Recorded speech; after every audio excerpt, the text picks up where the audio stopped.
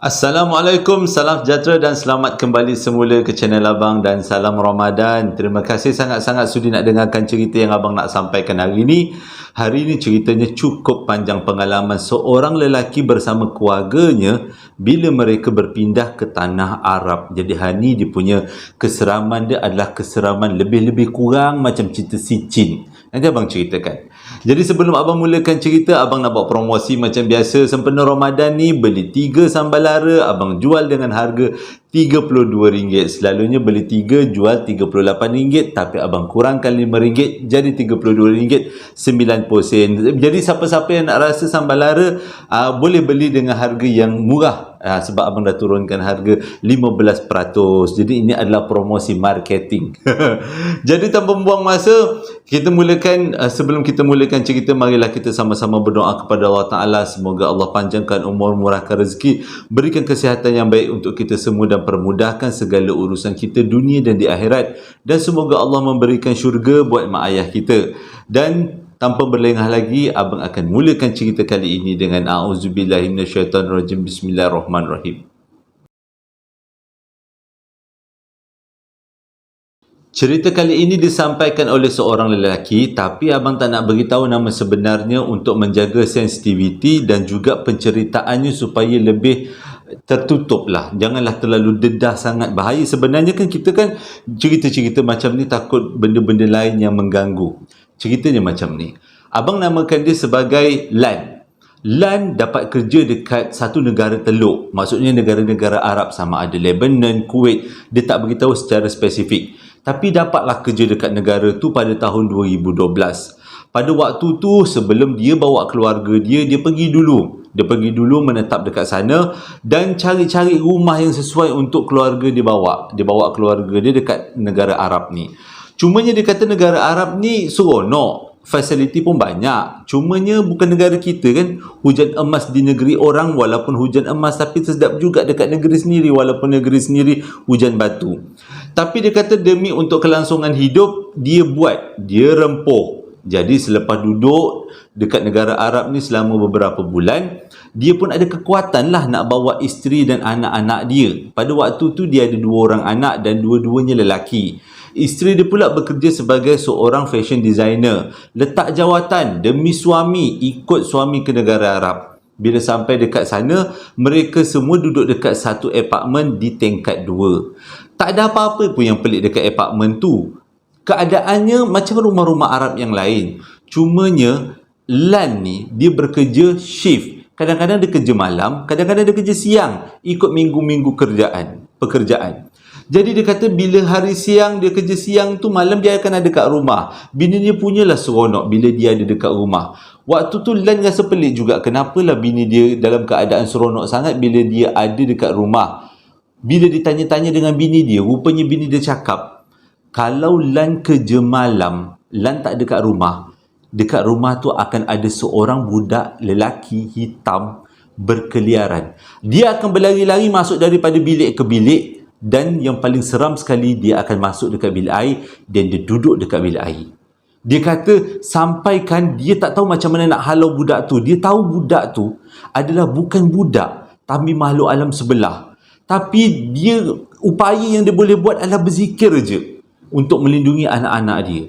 Dan sejak kemunculan budak hitam dekat rumah tingkat 2 tu, anak dia yang sulung jadi stres. Sampaikan anak dia terlalu stres, anak dia akhirnya disahkan sebagai autism. Sebab terlalu stres sangat duduk di rumah yang penuh dengan ada budak-budak berjalan yang budak tu tak tahu daripada mana. Dan anak dia terpaksa dihantar ke sekolah istimewa. Dan disebabkan anak dia hantar ke sekolah istimewa, diorang punya urusan keluarga jadi semakin susah. Sebab sekolah istimewa tu bukanlah dekat daripada rumah diorang. Lagipun budak-budak, anak-anak yang sekolah istimewa perlukan perhatian yang lebih. Jadi agak susah juga kehidupan diorang pada waktu tu. Walaupun duit banyak dia kata, tapi memang susah dari segi pengurusan masa dan juga keluarga. Nak pula setiap kali Lan balik rumah, bila dia bekerja malam, bini dia akan menangis-nangis, akan cerita tentang budak hitam yang selalu ada dekat dalam rumah tu. Dan anak yang kedua dia pun ada masalah juga. Bersekolah macam biasa, anak dia normal je. Tapi entah macam mana, satu hari tu anak dia ada mengalami kecederaan dekat mata. Bila tanya dengan pihak sekolah antarabangsa, sekolah buat tak tahu je. Nak mengadu dekat mana-mana susah sebab diorang adalah, boleh dikatakan pendatang, bukan pendatang, maksudnya pekerja asing. Jadi undang-undang tak memihak kepada pekerja asing sangat pada waktu tu. Nak cari macam mana puncanya anak dia boleh tercedera mata sampai anak dia hilang penglihatan. Belah kanan lebih kurang anak dia hilang penglihatan, tetap juga report sana tak jalan, report sini tak jalan. Jadi keadaan keluarga pada waktu tu memang sangat stres. Dengan anak yang pertama depres, anak yang kedua depres juga. Yang pertama autism, yang kedua depres. Lepas tu bini pula ada orang hitam lalu-lalu dalam rumah, budak hitam. Jadi pada waktu tu Lan memang bergigih sangat nak cari rumah lain. Bukan senang nak cari rumah dekat negara Arab. Sebab diorang bukan senang-senang nak percaya dengan orang luar. Kalau kita pun kan, kalau kita rakyat kita nak percaya dengan orang luar pun bukan senang-senang. Begitu juga dengan diorang dekat sana. Jadi gigih punya gigih. Daripada 2012 nak cari rumah kosong, yang jumpa rumah kosongnya pada tahun 2015. Itu pun rumah bawah rumah diorang. Dalam blok yang sama, dalam flat yang sama, tapi rumah bawah. Dan rumah tu dulu adalah kepunyaan pasangan Malaysia juga. Cumanya diorang dah tak duduk kat rumah tu sebab diorang bercerai. Jadi bila diorang keluar daripada rumah tu pada tahun 2012, inilah peluangnya Lan kata dia nak pindah rumah. Sebab dia tak tahan, bini dia asyik menangis-nangis, anak dia stres, yang autism semakin teruk, penglihatan anak dia bukan bulo, tak berapa nampak, dah hilang penglihatan. Jadi benda tu adalah satu rahmat bila orang di tingkat bawah, di tingkat satu, dia orang tinggal tingkat dua, dekat tingkat satu keluar daripada rumah sebab bercerai, dia orang nak ambil rumah tu. Tapi dia orang ingat masuk mulut buaya, keluar daripada mulut singa, masuk mulut buaya. Ingat dah selamat, dah tak ada selamat. Rupanya rumah dekat tingkat 2 tu gangguannya lagi teruk daripada rumah tingkat 1. Tapi pada awalnya diorang berpindah, diorang rasa lega sangat dapat lari daripada budak hitam yang selalu duduk merayau-rayau dalam rumah. Dia kata semakin budak tu merayau, semakin teruk keadaan anak dia. Emosi anak-anak dia terganggu. Sebelum dia pindah dekat rumah tu, dia ada juga berjalan-jalan dalam kawasan rumah tu dan juga tengok-tengoklah sebelum nak pindah. Lan tak banyak fikir. Dia dah tak nak duduk dekat rumah tingkat 2 sebab dia tak nak tengok bini dalam keadaan yang sedih, dan dia terus je bayar deposit duduk dekat tingkat 1. Tapi lain pula dengan bini dia. Bini dia tak nak duduk tingkat 1. Bini dia rela duduk tingkat 2 walaupun ada budak kecil berayau-rayau yang warna hitam tu. Sebab bini dia kata rumah tingkat 1 ni, dia punya suram lain macam. Mungkin disebabkan oleh penceraian. Yelah, penceraian kan adalah disebabkan oleh orang katalah dalam Islam lah, kalau tak silap abang, penceraian ni adalah satu benda yang tak elok. Jadi dia seolah-olah memberi kemenangan kepada syaitan yang menghasut ataupun jin yang menghasut. Jadi dengan kata lain, rumah bekas penceraian adalah rumah tempat kemenangan jin. Kemenangan sebab pula sebut kemenangan syaitan yang menghasut. Jadi bini dia kata dia tak nak pindah tingkat 2. Tingkat 1. Tak apalah dia tuntut tingkat 2. Tapi Lan dah tak tahan dengan keadaan anak-anak dia. Dia orang pun teruslah bawa semua peralatan, apa-apa yang perlu, dia orang tinggal dekat tingkat 2. Mula-mula duduk memang okey. Tapi satu benda yang pelik Lan kata, sejak dia masuk dekat dalam rumah tingkat 1 tu, keadaan rumah tu sangat-sangat suram. Macam rumah yang dihuni oleh benda lain. Pada waktu tu rasa macam sedap dengan tak sedap, tapi tak nak pindah juga sebab dah bayar deposit. Malam pertama dia orang pindah dekat rumah tu, bini dia mimpi ada seorang perempuan Arab berjubah hitam halau dia orang satu keluarga daripada rumah tu. Cakap Arab lah, lebih kurang lah, halau dia orang. Walaupun bini dia tak faham dalam mimpi tu apa yang Minah Arab tu cakap. Tapi bini dia tahu Minah Arab tu seolah-olah marah dengan dia orang pindah dekat rumah tu. Jadi bila terbangun daripada tidur, dia ceritalah dengan Lan. Ini pengajaran juga Lan kata. Apa-apa yang anak dia cakap, apa-apa yang bini dia cakap, patutnya dia percaya. Tapi entahlah, dia kata dia susah nak percaya. Bukan bini dia aja yang mimpi, Lan pun mimpi juga. Tapi Lan mimpi Oh, abang terbalik. Lan mimpi yang berjubah hitam tu, wanita Arab berjubah hitam, halau-halau dia orang. Bini dia mimpi lelaki berjubah putih duk intai-intai daripada tingkap. Jadi lan mimpi oleh perempuan berjubah hitam halau dalam bahasa Arab, bini dia mimpi lelaki Arab mengintai-ngintai daripada luar tingkap, seolah-olah macam kepoh-kepoh nak tahu apa yang berlaku dalam rumah. Mula-mula dia orang saling tak cerita sebab anggap sebagai mimpi-mimpi biasa je lah. Tapi disebabkan keadaan anak-anak dia orang dah semakin teruk, anak dia yang kedua tu jadi depres sampai tak nak pergi sekolah, dah hilang sebelah mata tu, sampaikan dia terpaksa berhentikan anak dia. Dan anak dia yang pertama, yang autism tu, stres tengok anak dia, tengok anak yang kedua, tengok adik dia. Tengok adik dia menangis, tengok adik dia meracau-racau, cakap benda yang bukan-bukan. Jadi si abang yang autism ni boleh stres juga. Bila dah dua-dua anak stres, lagilah Lan dengan bini dia lagilah stres. Akhirnya dia orang berkumpul dalam satu keluarga, berkumpul berbincang. Barulah bini dia cerita apa yang bini dia mimpikan. Lelaki yang datang mengintai dan menghalau. Rupanya Lan pun nak meluahkan juga. Dia mimpi seorang perempuan Arab bercakap Arab dan halau mereka daripada rumah. Jadi pada waktu tu diorang anggap tu semua sebagai mimpi mainan tidur. Itu memang silap sangat lah sebenarnya, terutama dalam cerita Melayu kan selalu macam tu kan. Tapi ni bukan cerita Melayu, ni cerita betul ni. Jadi diorang anggap mula-mula tu sebagai mainan tidur, tak ada apa-apalah. Tapi keadaan semakin teruk bila anak-anak diorang yang berdua ni yang dah tak sekolah, tak disekolahkan sebab dua-dua anak dia jadi semakin teruk bila disekolahkan. Jadi kedua-dua anak ni selalu mengadu benda yang pelik-pelik dekat dalam rumah tu.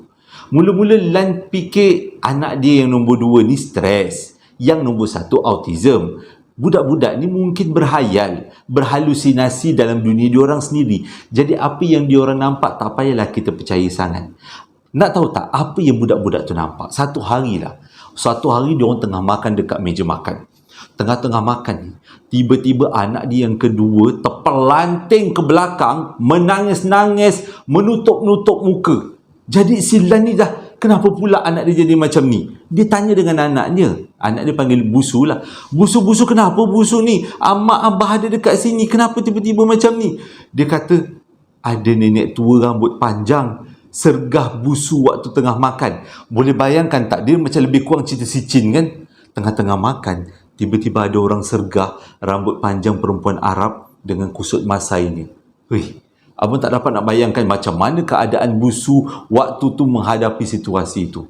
Waktu tu Lan memang tak percaya, tapi bini dia percaya. Bini dia kata dia memang ada rasa macam tak sedap dekat rumah ni. Rumah ni suram, macam ada benda yang menghuni rumah ni. Jadi selepas dia pujuk-pujuk anak dia, baiklah semula, okeylah, dia orang pun sambung makan. Itu hari pertama, kena ganggu. Dalam hari-hari berikutnya, si anak dia yang pertama pula kena ganggu. Pun dekat meja makan juga, tengah-tengah dia orang makan, tiba-tiba anak yang pertama yang autism tu macam menyepak-nyepak sesuatu. Tengah-tengah makan tu, tapi dengarlah bunyi kaki dia keropak, menyepak sesuatu. Dan waktu tu Lan tegur lah, janganlah buat macam ni. Dia kata, nak makan-makan elok-elok. Tiba-tiba anak dia pandang ke bawah meja. Selepas anak dia jengahkan kepala ke bawah meja, anak dia lari masuk dalam bilik.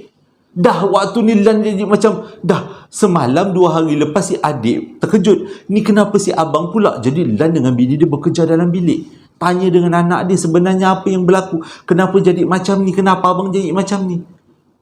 Dia tahu tak anak dia yang sulung cakap apa? Dia kata dekat bawah meja ada seorang makcik berambut panjang kusut masai merangkak-rangkak dan cuik-cuik kaki abang. Bila dia cerita keadaan perempuan tu, bentuknya sama dengan 2-3 hari lepas perempuan yang menyergah, yang sergah si adik tengah makan. Bentuknya sama. Bila adik cerita bentuknya macam ni, abang pun cerita bentuk macam ni. Jadi dengan kata lain, gangguannya adalah sama. Tetap juga Lan kata benda ni adalah halusinasi. Anak-anak dia adalah halusinasi, dia tak percaya. Jadi benda ni didiamkan macam tu aja. Pada satu hari, anak dia yang bongsu dengan yang sulung keluar nak pergi minum air. Waktu tu waktu maghrib lah, malam lah. Dia semua ada dekat rumah ni waktu tu. Jadi anak yang pertama dengan kedua ni saling teman-meneman nak pergi minum air kat dapur. Tiba-tiba dia menjerit dekat dalam rumah tu. Sampai Lan dengan bini dia macam nak gugur jantung. Bila sampai dekat Lan dengan bini dia sampai dekat dapur, tengok anak dia berdua dah berpeluk-peluk.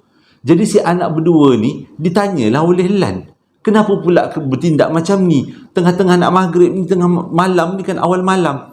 Dia kata, makcik yang sama yang sergah dekat bawah meja, makcik yang sama yang sergah adik dia waktu tengah makan, keluar daripada lubang asap di atas dapur. Memang jadi kebiasaan dekat negara Arab, dekat atas dapur ada lubang asap, supaya waktu memasak asap semua masuk dekat situ, corong asap dan pergi ke udara. Dia kata nenek tu, makcik tu keluar daripada lubang udara merangkak-rangkak. Kita orang nak minum, kita orang jadi takut.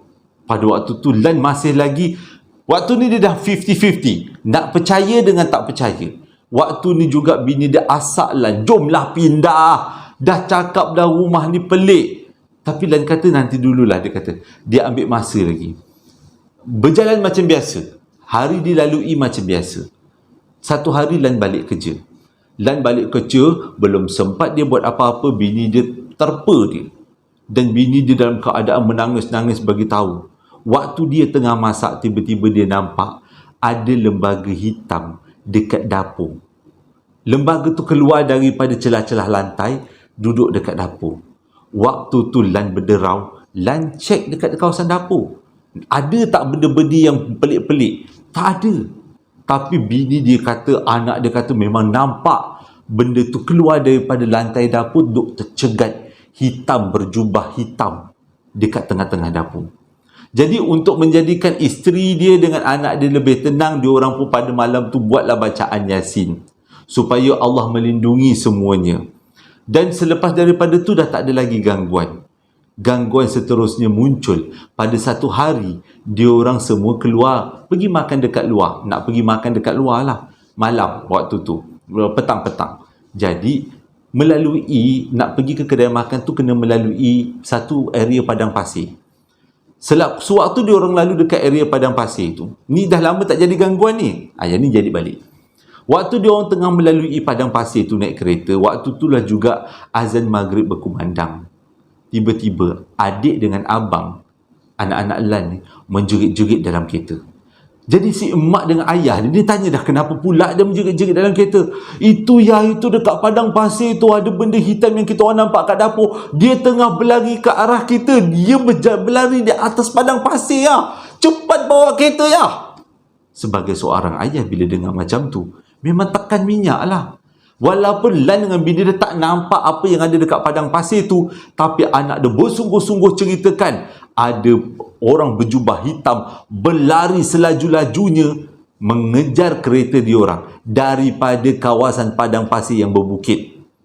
Pada waktu tu Lan rasa berderau, akhirnya sampai juga dekat destinasi. Dan mujur bila dekat destinasi tu benda tu tak ikut, Lan lega juga. Jadi benda ni adalah jadi gangguan yang baru.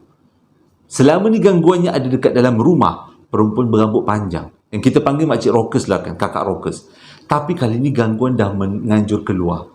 Dan gangguan jadi semakin pelik bila satu hari diorang semua nak makan malam. Diorang semua nak makan malam kat luar sebab malas nak makan malam kat rumah, takut macam-macam berlaku.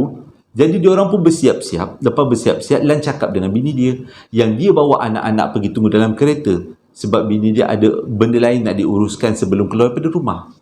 Bila Lan keluar daripada rumah, tiba-tiba bini dia tergamam. Tergamam sebabnya dia nampak Lan masuk semula ke dalam rumah tanpa bawa anak-anak. Dan yang pelik lagi, mata Lan pada waktu tu tajam memandang si isteri.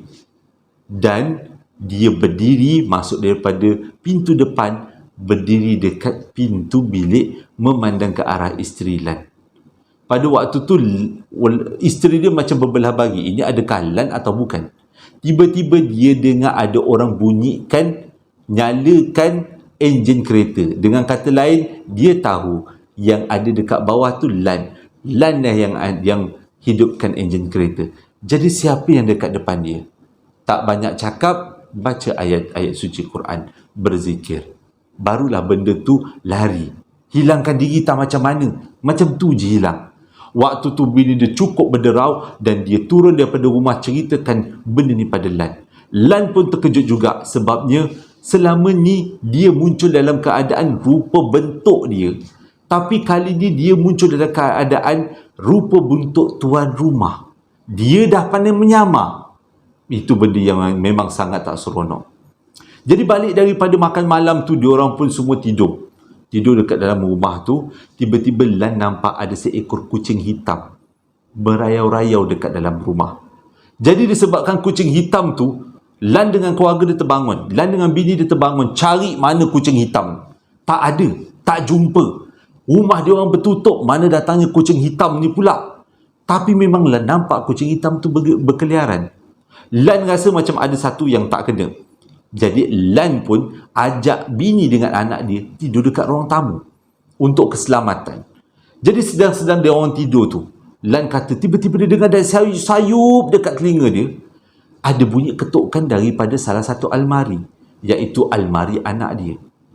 Sebagai seorang ayah nak melindungi anak-anak, dia pun terus bangkit daripada tidur dan pergi ke arah almari. Bila dia berdiri dekat depan almari, memang dia nampak almari itu bergegar seolah-olah diketuk dari dalam. Lan dengan selawat Nabi dia, Allahumma salli ala sayyidina Muhammad, dia buka pintu almari tu nak tahu sebenarnya apa yang ada dalam tu. Tapi tak ada. Tak ada pun apa-apa dalam tu. Lan tutup semula pintu almari dan sambung tidur. Besok pagi ni dia ceritakan kepada keluarga dia. Anak sulung dia beritahu, selama ni ada dua tempat nenek tu akan menyorok. Nenek yang selalu dengki dia orang waktu nak makan. Iaitu satu dekat corong asap di dapur. Yang kedua tempatnya adalah di almari bilik kita orang, ayah. Dia menyorok dekat situ. Jadi dengan kata lain, yang ketuk-ketuk waktu kita tengah tidur tu mungkin dia. Dia nak beritahu yang saya di sini. Seolah-olah dia macam nak menghalau keluarga ni keluar daripada rumah tu. Dan gangguan-gangguan ni semua buatkan keadaan keluarga dia makin stres, buatkan anak-anak jadi makin teruk. Autism makin teruk autismnya. Anak yang kedua dengan hilang sebelah mata makin depres. Jadi Lan terpaksa cari ikhtiar untuk buat sesuatu. Bila dia fikir punya fikir, akhirnya ikhtiar dia orang sampai ke penghujung, iaitu apa kata kita pergi cari imam yang boleh buat ruqyah dekat rumah kita. Cari, jumpa juga seorang imam, tapi berbangsa India, daripada negara India. Jadi imam tu sebenarnya dia bukan seorang ahli perubatan Islam, tapi dia tahu macam mana nak ruqyah. Jadi Lan dengan bini dia belajar macam mana nak ruqyah. Lepas dia belajar, dah terima ijazah pembelajaran, dia pun balik rumah ruqyahkan anak-anak. Sampaikan dia kata setiap kali ruqyah, setiap kali anak dia kena dengki, anak dia menjerit-jerit, menangis-nangis, kata ada perempuan jengah dia waktu tengah makan, perempuan ada kat bawah meja, berulang-ulang benda yang sama. Dan bila dia baca ruqyah, barulah anak-anak dia tenang. Pernah dia kata satu hari dia baca ruqyah, keadaan rumah dia penuh dengan bau nanah. Dia tak tahu mana datangnya bau nanah tu. Dia kata bau nanah itu cukup kuat.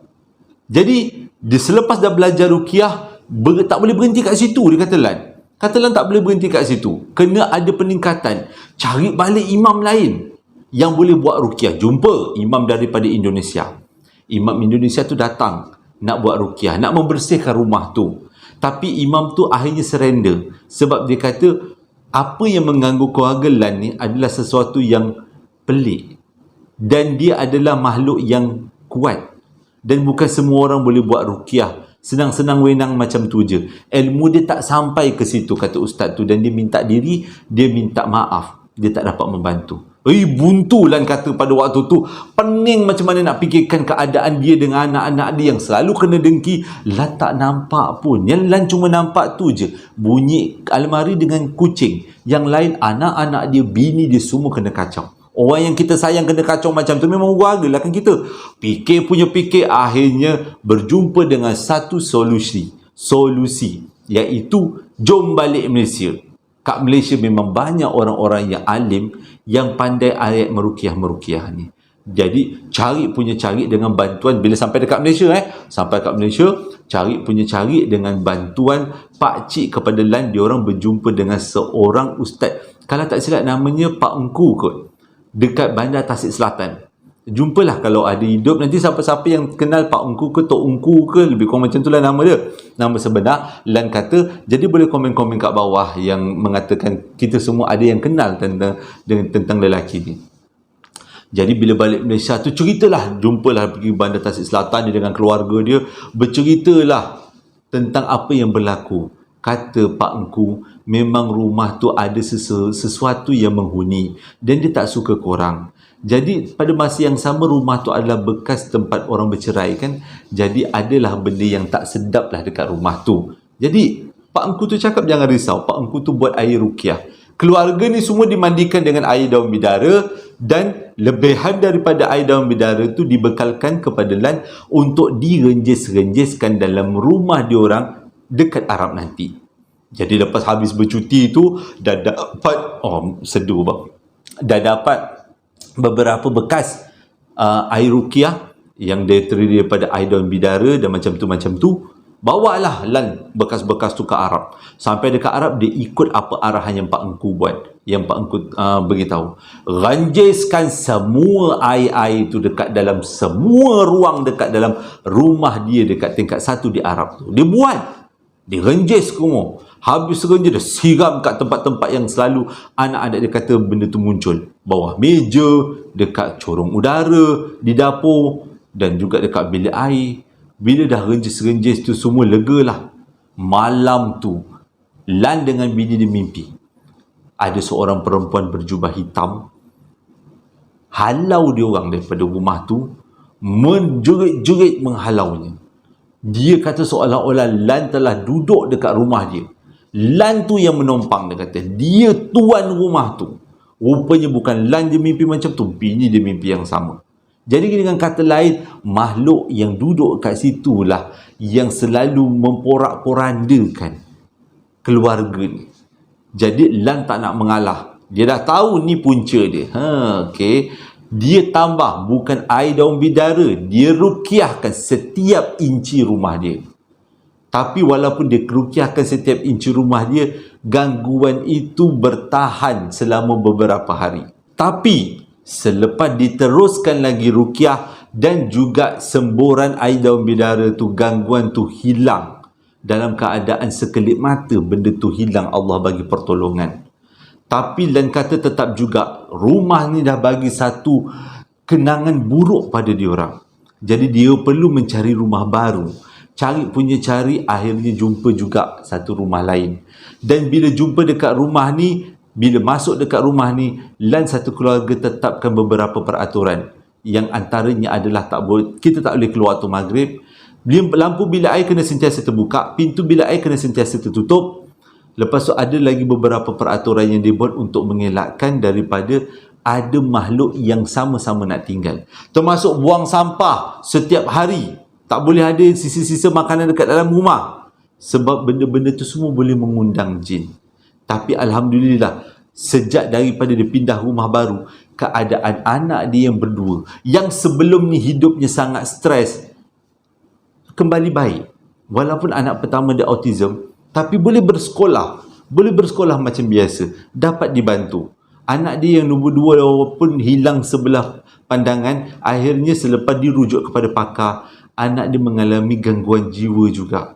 Jadi anak dia yang pertama dengan anak dia yang kedua sekolah sama-sama dekat sekolah yang sama. Berbelit abang cakap, diorang sekolah sama. Jadi legalah. Jadi LAN perasan, kalau kita dalam keadaan yang lega, maksudnya dalam keadaan yang positif, aura yang positif, kita punya keadaan sekeliling pun akan jadi positif. Waktu LAN kena dengki dekat rumah lama, dalam rumah tu bekas tempat orang bercerai. Anak dia pula yang sulung autism, stres. Anak dia yang kedua pula hilang mata sebelah, stres. Bini dia pula selalu nampak benda pelik, stres. Jadi benda-benda ni stres menyebabkan kawasan kita jadi kawasan yang senang untuk makhluk alam sebelah masuk campur. masuk campur, masuk jarum supaya kita sentiasa dalam keadaan huru-hara. Adakah dalam Islam, ada diterangkan, ada sejenis makhluk alam sebelah yang suka memporak-porandakan keluarga, mencerai-beraikan orang. Tapi walaupun macam tu dan kata hubungan dia dengan isteri dia memang rapat, kukuh, aman, harmoni. Sampailah dia orang pindah ke rumah baru dan dia orang buat beberapa peraturan, sampailah sekarang dia orang masih lagi duduk dekat sana. Alhamdulillah, semuanya tak ada lagi gangguan.